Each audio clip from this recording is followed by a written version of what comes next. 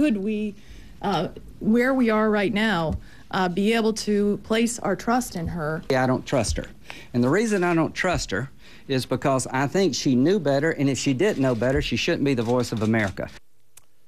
We're joined now by one of the Republicans we just heard from. Senator Kelly Ayotte of New Hampshire is joining us from Capitol Hill. Senator Ayotte, thanks very much for coming in. Thank you, Will. Why go after Susan Rice instead of the Secretary of State, instead of the President of the United States? We're not going after one person. We just want questions answered. What I've said, Wolf, is that if she is nominated to serve as Secretary of State, which has been mentioned, that her nomination should be held until she answers the questions, understanding that why did 5 days after this attack on our consulate did she go on every major news network and actually make what we now know to be misstatements and misrepresentations about what occurred there. And we also know that the State Department within hours sent to the White House information that a terrorist group, Ansar al-Sharia, they sent emails letting them know Ansar al-Sharia had claimed responsibility. So there was certainly contradictory information available at the time, and I think these are fair questions that need to be answered. An important role of the Secretary of State is to brief Congress, to brief the American people, and so that's what I've said. I want her to answer these questions, and I want to understand why would you go on every major news network and misrepresent what had occurred, because the American people deserve to have a clear, straightforward explanation. And she should have, at a minimum, asked these questions, and we now know that there was other information that contradicted what she said.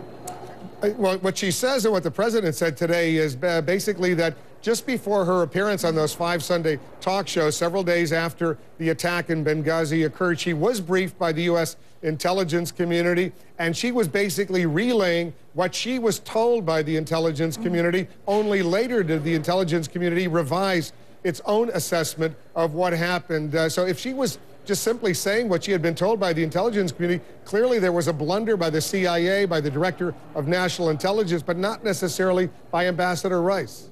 But Wolf, let's be clear. What the president said today is that she went on every major show. You don't get on every major network without affirmatively putting yourself out there to do that.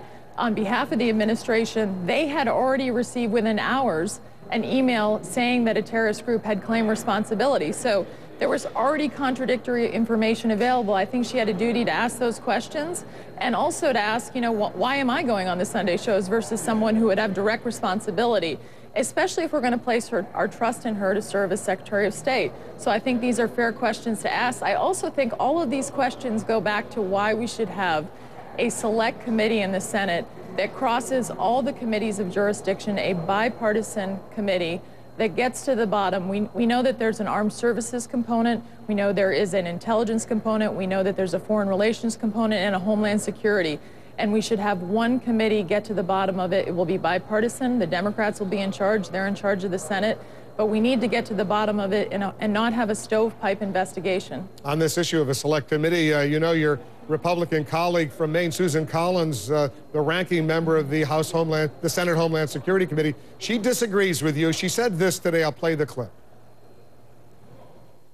I do not see the benefit of nor the need for a select committee. Our committee, our Homeland Security Committee, has government-wide jurisdiction and a history of producing comprehensive bipartisan reports. All right, so why do you disagree with her? Well, first of all, we also know the military component.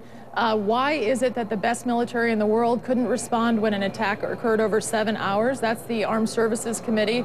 We've already seen several committees outside of Homeland Committee, Security Committee going forward.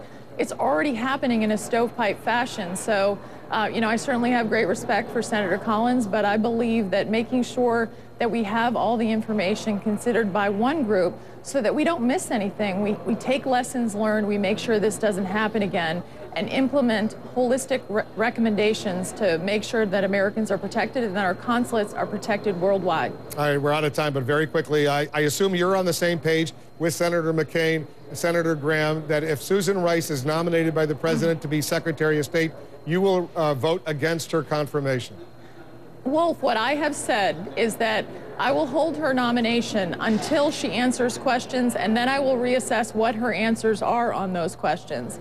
So I have serious concerns about where we are right now and trusting what she has to say, but I am willing to listen to what she has to say. Fair enough, a little different nuance than what we heard earlier from Senator McCain and Senator Graham, who both said they would do everything in their power to block her confirmation. Appreciate it very much, Senator. Thanks for coming in. Thank you, Will. Kate Baldwin is joining